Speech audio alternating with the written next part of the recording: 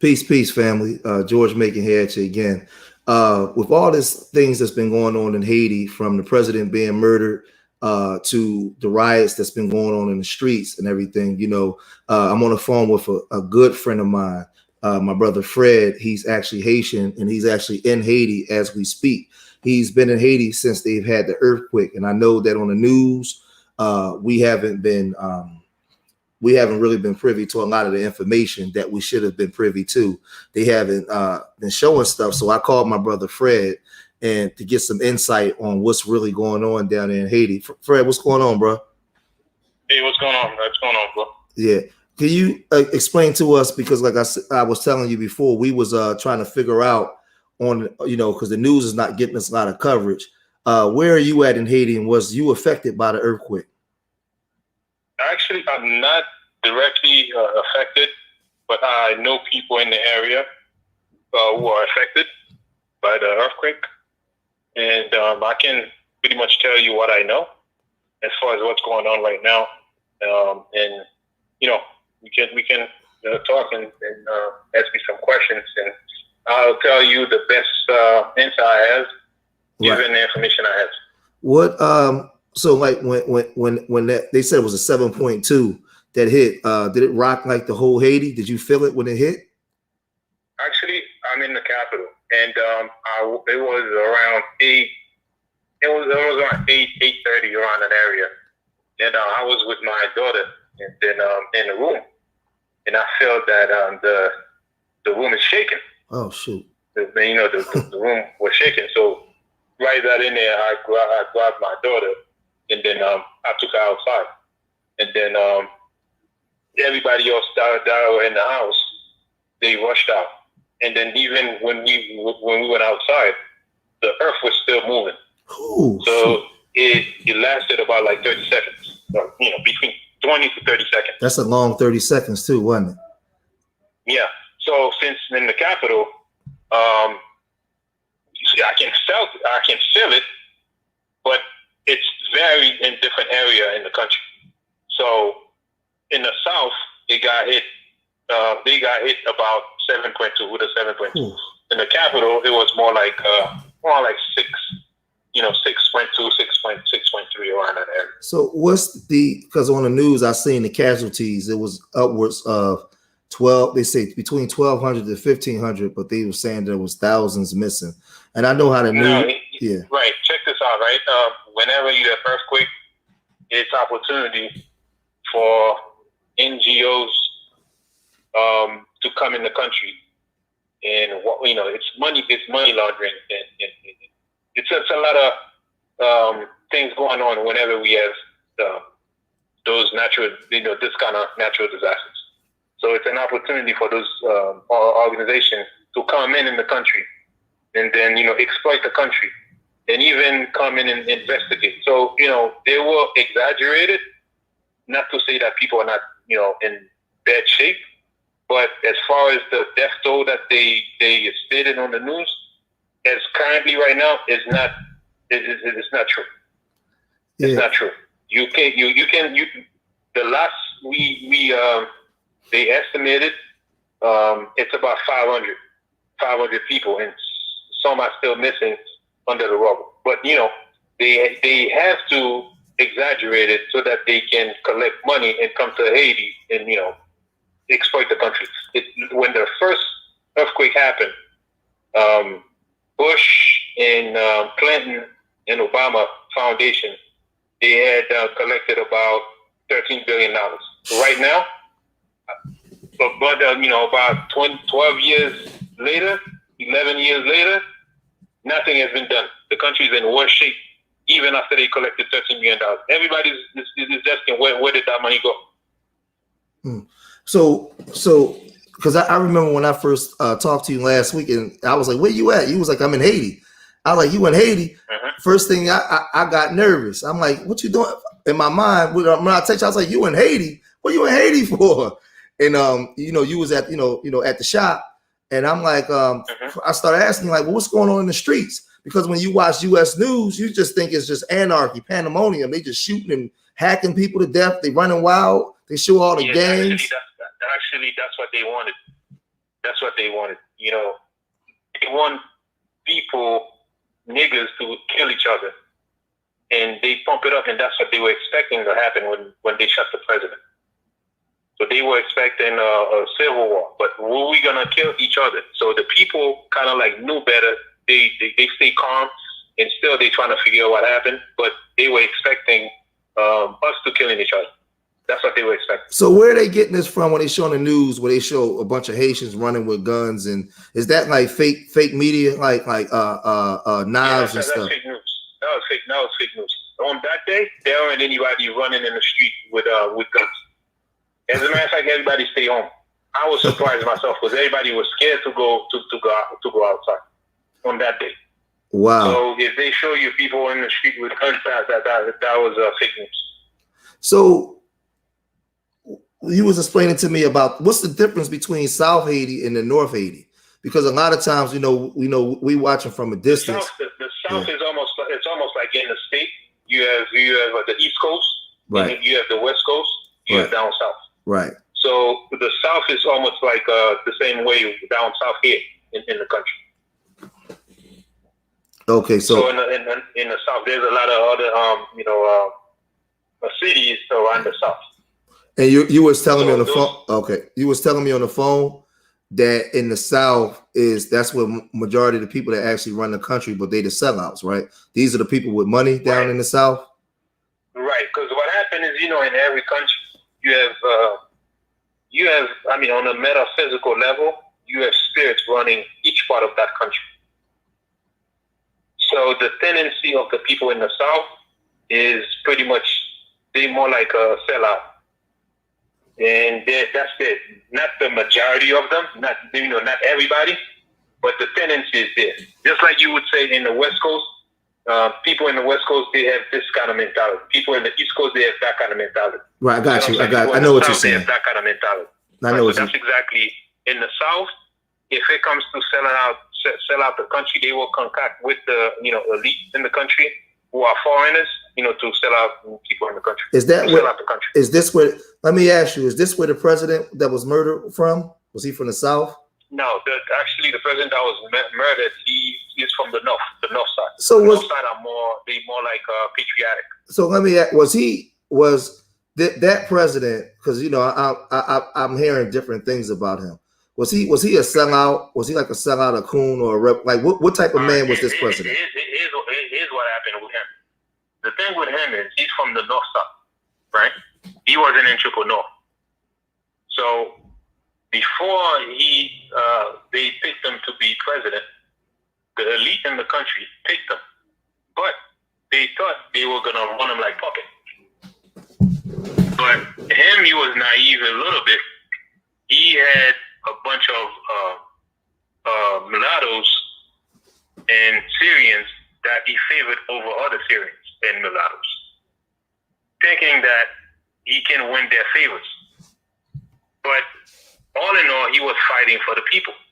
Okay. But he didn't know. He didn't really take time to understand the system the way he should have. So you saying he was nothing like Papa Doc and them? He was more for the people. Yeah, he was more for the people. So what he was doing is he was telling the people, here's what these people are doing. The reason why you don't have good schools, the reason why, because when you get into the highest level of power, being the president, you were exposed to all kinds of bad contract and everything that was going on that you weren't privy to prior to being a president. Because everything is right in front of you. Right. It's pretty much like everybody that's stealing money, everybody that's into money laundering, drug trafficking, everything about the global mob of the world. So you were exposed to all of that. So he was exposed to all of that. So he was pretty much start talking that shit out. So he would start telling people, open your eyes. Here's what's going on. I'm here and I'm seeing everything. You won't understand what I'm seeing. All the bad contract. The reason why you don't have good road is because those people, they benefit from getting the contract and they never build the road. And they use the politician to give you promise and they control the politician. So he was telling them all of that. So he actually, as far as like electricity, he was like, how come, in the Western Hemisphere, we are the worst when it comes to electricity. Meanwhile, the country is spending about $20 million a month on electricity. Where's that money going? So one of the main guys who make about $10 million a month, he cut his contract. He cut the contract. So he forced them. He said, you know, we're gonna have to we negotiate all these contracts. So since then, they start smear campaign against him, assassinated his character. Still, he was trying to hold his own. So when they try everything they could not get their way, they proceeded to assassinate him. Wow. So let me ask you, with the earthquake back in 2010, that was more on land, right? Because this earthquake, the epicenter of the earthquake was in the ocean, right? And the aftershocks rocked the south. But the one in 2010 really hit on land, right? Yeah, actually hit mostly the west side of the country, meaning the capital. Right. So what I'm hearing, because see, I'm sorry, not the west side. Yeah. Because I'm at, because you live here in the States as well, so you know how the news is here. So I'm asking you now because I know that you actually on the ground, and I'm not getting it now from the racist news. How now that this has hit, has Haiti ever recovered? Like, what I guess what I'm trying to say is when they show. I'm gonna tell you the bottom of the story. The bottom of the story is he's after our independence in 1804. Dessalines had his own constitution because he wanted to be an emperor, right? But his thing was, listen, we gonna take that freedom and market it all throughout the Caribbean. So that was his vision. His vision was like, you know what? We have agricultural land. So if we want to be commercially viable, if we want to expand, we're gonna need to help free the Caribbean of slavery, right? So that was his main vision, so that he can sell his agriculture, or he can do business with the Caribbean without asking for anybody's help. So meaning, if the Caribbean is free and Haiti is free, we can exchange with each other. So one of the guys that was part of the army at the time, after they did the revolution, he was a mulatto. A mulatto is one who is, the father is French and the mother is Negroid, right? So what he did was he contacted the prince of, not the prince, the king of Paris at the time, of France. He was like, you know what? Open the European market to us, and then don't worry about the slave plantation that you lost. We're gonna repay you. He actually went and requested that they repay through agriculture. So Dessalines, on the other hand, he was like, listen, the fight that we just did, the revolution we just did, everybody should have part in the land because of the revolution, not because of your foreparents. Because we fought against your foreparents, we were the French. Right. So, exactly. And that would. Oh, hold on a second, y'all. We lost. Let's see if we can get him back on the phone. Hold on. Let's see if we can get him back. Let's get him back, y'all. Let's get him back. Let's get him back. I'm talking to him. I was talking to him he's in Haiti now as we're talking. All right, hold on. Let's wait a second. Let's get him back on the phone. This is my brother Fred, man. He has a business, a textile business down in Haiti. And when I talk to him, he traveled. Hold on a second. Let's see if we can get him back on the phone.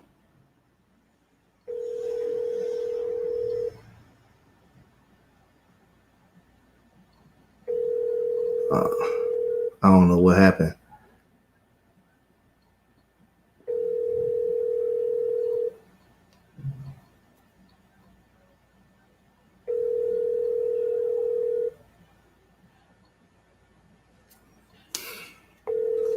I'll give it a couple minutes. I'll give it a couple. I'll call him back like in another 2 minutes. But I wanted to have the conversation with my brother Fred about what was going on, because every time I would turn the news on to try to get some coverage, they was not giving you the proper coverage of what was going on with the hate. Oh, here we go. He's calling back now.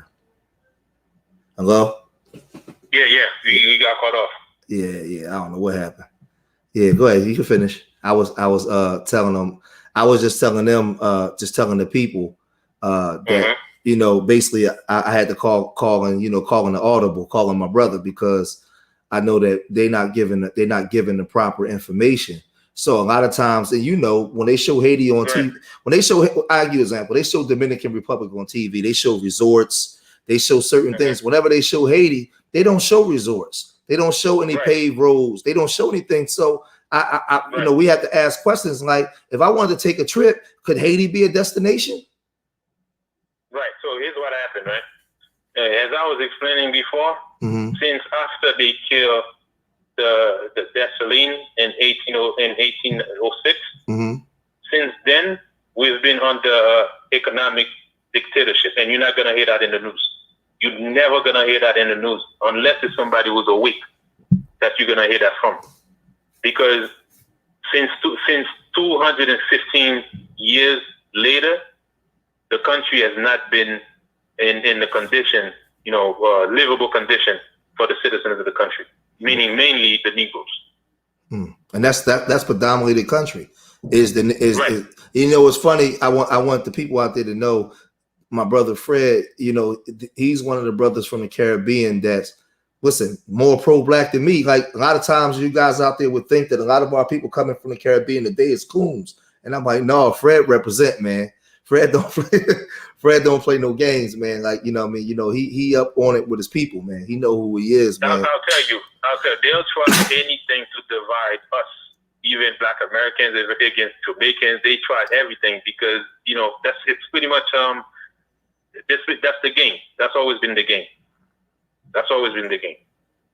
Because they trying to divide us, make us think that we are different or we are better than this one is better than this one. That's pretty much been the game. What makes Haiti such a destination spot for these Europeans? What makes them what is in Haiti that makes them want to keep Haiti so? I mean, we all know about the war and them kicking ass. But what is what is it that's in the ground in Haiti that's making Haiti so sought after? Here's what happened. Is in the ground, it's a tropical country all year round, right? In the country, the beaches and the beaches, man, that's you have to be in the country to really experience it. Even like in the summertime, you'll see the European, they come in. They vacation in Haiti, but they won't put it out there in the news. It's almost like a hidden gem. You know what I'm saying? They know it, but they won't talk about it. So, and also our spirit too. The spirit of the people in the country, they don't ask for much, man. If they have jobs, they can provide for their family, man, they would not want to be in any place on the earth, I'll tell you that. They wouldn't want to be in any other places on earth if they can have the basic necessity. Real quick, what's the mentality of, because me meeting you and us, we would be in the gym and have conversations, and we on the same wavelength when it comes to what it is to be Black, culture, the women we should marry, all of that kind of stuff.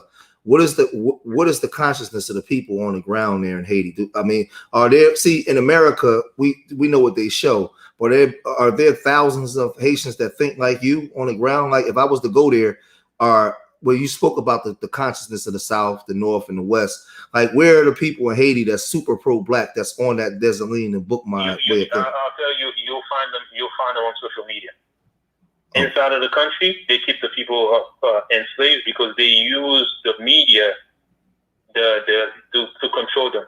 Right? They use the media to control them. So you'll find, because of social media now, you have people who you will find that can express themselves the same way you expressing yourself. But if it's like inside of the country, they can't. They pretty much box them in. They box them in. They can speak, but you're gonna see that they limited in terms of their judgment. All right. So with this with the president dying and this this earthquake and stuff, I gotta ask these type of questions because people don't know, and you know, Haitians and Haiti is, you know, me in the West. The story of Haiti is one of my favorite stories of all time. Like outside of the African American stories, like I love Haitian people. Like I love the story of Haiti. What is you know how they doing here on the news? I mean, does the people down there do they have running water? Is it like what's going on there, like as opposed to what we see on the news? Because I know that you're there. I seen the shop. The shop was clean. People look clean. You look good. You're there. Like are we being lied to? Yeah, for the most part, people are being lied to.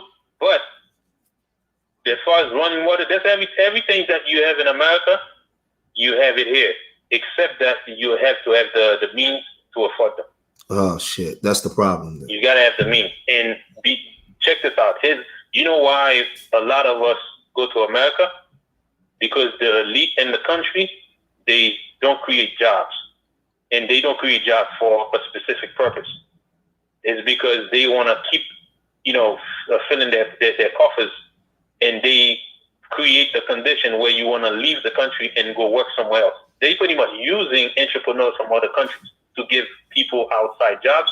And then, you know what happens? Once you go out in America, you work, you're not going to leave your people here starving. So you're going to take the money and send some of the money. And you know who's providing the food, who's exporting the food to Haiti? Them. So instead of creating jobs in agriculture, they rather create the conditions so you can leave the country and go find jobs in other countries. So it's pretty much the elite is very lazy in terms of development. And that's what I was asking because it's 2021, and we look at that countries beginning to develop themselves, and that's why I was asking, like, what makes Haiti so sort? Like, what is it about Haiti and the Caribbean? We know about You know what it is? Yeah. You know what? It's a good question that you asked. Is if they can take the country, they will take it. But they know the spirit of the Haitian people. They're not gonna give it up because they know it's a beautiful country. So they want to run it down to the ground to the point where you sell it for a penny on the dollar. But even at that point, people don't want to give it up. Yeah, but that's what I'm saying. Like, I guess, like, why not Antigua? Why not St. Thomas? Why not Puerto Rico? Why not Dominican Republic, Trinidad, Barbados, Barbuda? We are paying for the independence because at the time when our independence happened, we challenged the New World. We were the first black republic to challenge slavery. So because of that, they making you pay for that. You know what I'm saying? Because slavery, according to Dessalines, was not, it was inhumane. And what he wanted to do is to create Haiti as a place of refuge. Yeah. If you have any problem with slavery, you could come there. Slavery, you could run to Haiti, and then you'll be a free man. Yeah, I remember. I remember that. And so let me ask you two more questions. If I was to come to Haiti, just me coming to Haiti off a plane, would I be safe? Yeah, you'll be safe. You just gotta know who's around you, and who's gonna take you around. And you'll see the people are very nice. You know what I'm saying? Except that they just vulnerable. Right. They vulnerable. And you know what? In any country, when you have lack of jobs, and the condition is there for people to rob people. You see what I'm saying? Because they gotta eat. They're human too. They have a stomach. You see what I'm saying? They have a stomach. They gotta eat. So, but it's not in every area. You're gonna find people do whatever they can to survive. They sell whatever, sell water in the street, sell juice, just like you see on the boulevard. You see it in Haiti. Yeah, you see it in Haiti. You see it in Haiti too. I got to be a conspiracy theorist now, real quick. Mm-hmm. Now, I'm sure I know you're familiar with HAARP and cloud seeding and how they control the weather. They control the weather and all this different stuff that's going on. I'm trying to understand why and I understand earthquakes and plate tectonics and stuff, and how certain countries sits on certain faults, and how certain plates begin to pull. So I'm for people out there that may watch this, I'm well aware of that stuff. But the part I'm trying to understand is Haiti and Dominican Republic is the same island connected. How come these situations keep happening in Haiti and not Dominican Republic? Knowing the history of Haiti, knowing what's been going on in Haiti, I mean, I can't prove it, but I'm really beginning to think that they actually creating these catastrophes in Haiti. In my opinion. Well, I mean, I would not put that past. I would not confirm nor affirm. I would not say yes or no. But I understand science is act on matters. So that's pretty much what science is. Science is they see something here, they can break it down, and then they put it back together. They try to understand it. So if it's here on the physical plane, of course, I'm sure they have understanding of it. They understand what caused an earthquake. I wouldn't put that past them that something like that could happen. But is it what happened? I can't say for sure. But as far as Haiti is concerned, but I can speak on metaphysical level. I know there's a lot of stuff going on here on the metaphysical level. Everything is pretty much spiritual first before it's physical. Absolutely. That I believe that wholeheartedly. Absolutely. But at the same time, I'm not gonna say that that can't happen. Because these people, they as far as their scientists, their scientific knowledge is there. You know what I mean? They know stuff. Yeah. So I wouldn't put that. I would say no. Last question. But as far as like prove it, you know what I'm saying? As far as prove it, I can't prove it. You know what I mean? Oh, two more questions. One question. COVID situation with COVID, and we know that what they're doing in Haiti. Is people in Haiti dying from COVID all over the place, or is it just absolutely not? Absolutely not. And the people, they don't believe in it. The only people you will find will really believe in COVID are people who really believe in this society, believe in the system, and they pretty much believe anything that the system tells them. You see what I'm saying? So those are the people you're gonna find wearing masks. But as far as the regular people, they have natural stuff. They build their immune system. As a matter of fact, they've been around a lot of bad stuff, so their immune system is built. So they don't believe in that kind of stuff. And you know what I'm saying? With those kind of people, to achieve a new world order, you're gonna have a hard time with them because they're not gonna believe in anything you say, just like that. Do they have like a lot of those Moderna and the other shops? Are they down there lining people up to get shots like they're doing in America? The thing is, they're not doing it, and they're not advertising it that way. And plus, the people, they're very resilient. You're not gonna find too many people go take that vaccine. Okay, they're gonna need to have some. They're gonna need to do some massive brainwash to the media for the people for them to convince a handful of people. So it's not like what they're showing on the news. We're on the news. They're letting us know that these countries. So what about going to the country, going to and from? Like when you came in, I'm sure they made you take a test, right? Or is that? Yeah, I took the test. You have to do that. That is in the country too. As a matter of fact, coming back, I'm gonna have to take a test. Did they make you quarantine for like a day when you first came in? No. Okay. Nah, because I mean, it's a different mentality altogether. They started to try to quarantine people. People didn't comply with it, so they had to let it go. And last question. We're 29 minutes in. Last question. What about support for the people in the South as far as Haiti? Is support coming in, or are these people left to fend for themselves? Like, I know what the news is saying, but you on the ground, are the people receiving support down there? They receiving support. But as far as how things were done in the past, where people were given support, but at the same time their dignity were being violated, the people are thinking twice now about receiving support. Yes, they need support, but they're very, very suspicious of people coming in, giving them support and trying to disrespect them. Yeah, because that 2010 earthquake was no joke, and I know a lot of people still haven't recovered from that. And so now in this earthquake, we're hearing, you know, I know what they said here, but now getting it from you, you said it's not like 1,200, it's like 5, but they were still saying there's people missing, right? And Right. what There's about still people missing. There are still people missing, but as far as how they trying to hype the numbers, it's not like that. what about the infrastructure down there though?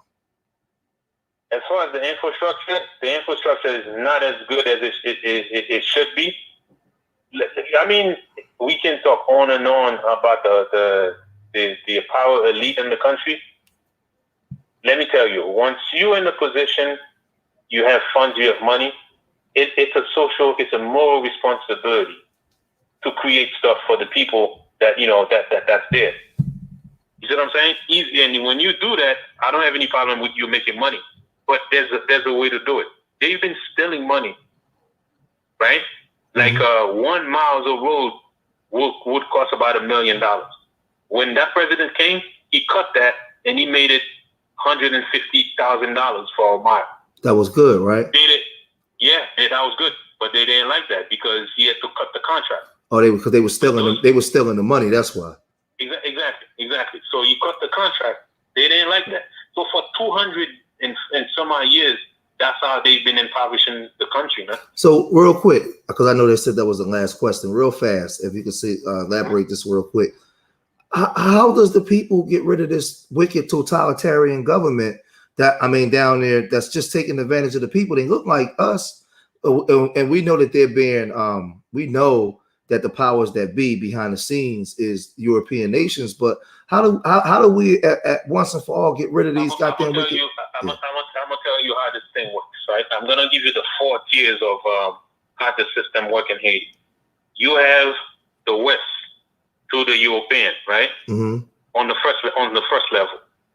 On the second level, you have the Syrian and the mulattoes in the country on the second level. All right. From the first level, which is the West control the Syrian and the mulattoes in the country. The Syrian and the mulattoes in the country control the politicians. The politicians in the country control the rest, the group of the people in the streets, like the community leaders. Real quick, you said this. Control the community real leaders. fast. You said the Syrians. How the hell the Syrians get to Haiti? The Syrians got to Haiti around in the 80s. Around the 1880s. Oh. Right. Around the 1880s. What happened is they were persecuted in the area in the Middle East, right? And they flee. They came to the United States. The United States, what they did was they give them residence once they came to the United States. So what the U.S. did, they sent them throughout the Latin America, including the Caribbean, on mission in a mission for the U.S. Right, so that under the Monroe Doctrine, they were going to take control of the Caribbean and the Latin America, right, through the Syrians, right, to counteract the influence of the Europeans in the region. Wow. So that's why doctrine under the Monroe Doctrine, the president said, listen, every power, European power, or any power structure should listen to whatever the United States say in the region, because they're not going to accept anything, any tyrant or anybody that don't follow American, politics or policies. So that's pretty much why they send those Syrians there. So after the Syrian got established there, that's when America started putting its footprint in the Caribbean. That's crazy, man. So, so they puppets for the U.S. Yeah, I got you. The same way that those Indian people down there in Guyana and all through they I'm sure the Indian people, they in Haiti too, all Jamaica, right. And yeah, what them Brahmins and all those different groups is down there. They do the same thing. Right. So if they were supposed to represent a force against the European, because France were expanding in the region, and Germany was in the region, so they wanted a force to counteract, those guys there. So they send the Syrian, because the Syrians, one thing about them, they have great ability when it comes to doing commerce. You see what I'm saying? Mm-hmm. So they were good at doing commerce. So they would represent an economic power to fight the European structure, Germany and France. Europe. Okay. As a matter of fact. So I want to tell the people out there, this is my brother Fred, my Haitian brother. Right. I live in Philadelphia. For you guys. And I'm gonna say this too. The Syrians and the mulattoes, when the Syrians got to the country, they were in conflict with the mulattoes. And after a while of dealing with each other, those people, they understand each other to a point where they say, you know what, we're gonna join forces against the Negro. Mm. So now the mulattoes and the Syrian, they hold the economic power against the Negroes in the country. So the mulattoes down there betrayed their own people. The mulattoes down there, they sided with the Syrians. No, that's what I was. They form like a league. No, that's what I was saying. They betrayed us. The mulattoes? Yeah, they betrayed us and Haiti. Right. The mulattoes, they were never us. Oh, okay. The mulattoes, for example, their fathers are French. Oh yeah. I got you. I got you. So yeah, right. Their mother is Haitian. Right. And they you are what your father is. So pretty much they pretty much represent France, not really Haitian. Yeah, they sided with their fathers. Yeah, they sided with their fathers. Exactly. All right, so look, I'm gonna end it there, right? I'm gonna tell the people. This is my brother Fred. He has a clothing store, a clothing company down there in Haiti too. My Urban Nerds jackets. This is the man who made my jackets. I come from Philadelphia, so in Philly is a little different than other places. When you come to Philadelphia and you see black people, you see whole black neighborhoods. So you can actually go on a block in Philly and you can see Jamaicans, Haitians, African Americans, and you wouldn't really know the difference. Everybody just be together because Philadelphia has always been that way. Ever since 1790 through 1804, when Haitians was fleeing Haiti to come to America, what they didn't tell you was thousands of Haitians came to Philadelphia during the 1800s. So there's a lot of Haitians that's been here for over 150 years. And then a lot of them came here, they integrated with other African American people and they mixed in. So a lot of people here got Haitian great grandfathers and don't even know it. Right? Because of the story of Philadelphia and Haiti. When they came here, they came to Louisiana. From Louisiana, they came up to Haiti. And I'm gonna do a video on that of the story of the Haitians coming to Philadelphia and the fights that was in the streets. Because when the Haitians came here, the racism that the whites was doing to the blacks here, the Haitians wasn't going for it. They was kicking ass. So it's a whole lot of history of Haiti and Philadelphia that people don't know. But I wanted to bring you on because I just wanted to give the people some insight on what's going on down in Haiti on the ground with this earthquake, because a lot of people was like, damn, man, another earthquake. The president just got killed. Well, what's going on? So when you give us the insight, like it's bad, but it's not as bad as they telling you. Right. And let me say this thing, if you don't mind. Yeah. And then for your listeners, don't listen to the stuff that said, we are different. We are the same people, except that when the slave ship drop, they drop us to different area. So some end up in Haiti, some end up in the West in America, some end up in Jamaica, some end up in Barbados, all around the Caribbean. So we are all the same, except that those who would drop in Haiti, they speak Creole. Then now those who drop in America, they speak English. But we are the same people. So the people who orchestrate this whole thing, they know who we are and they want to keep us divided. So don't fall for the trap. Right. And what I want to do, just stay on the phone real quick. I'm gonna close out. I want to thank y'all for tuning in, for getting the insight from my brother Fred in Haiti and what's going on in Haiti. You guys make sure you guys are supporting Urban Nerds. You can support Urban Nerds by going to the Urban Nerds Worldwide website. You can donate through the Urban Nerds. Oh man, hold on a second. Let me take that off. I had that scrolling across the whole time. That was wrong. Wait a minute. Get that banner off of there. Yeah, man. What's up with my banners? My banners ain't acting right. It ain't even got the right Cash App up there. But you guys can also hit the Cash App at $Urban Nerds Worldwide WW 2020. You guys can support Urban Nerds in our up and coming trips. But so I'm just remember, I love my people more than they hate themselves, and I pray to the universal creator most high that these words is enough to inspire you. These words are enough to make you look at yourself in the mirror and make change. These words are enough to make you look at your children and know you had to make change. I hope that when you came here for information. And when you leave here greater than what you was before you came. I hope that you leave here edified. So I want to thank y'all for tuning in. To the next time. Peace.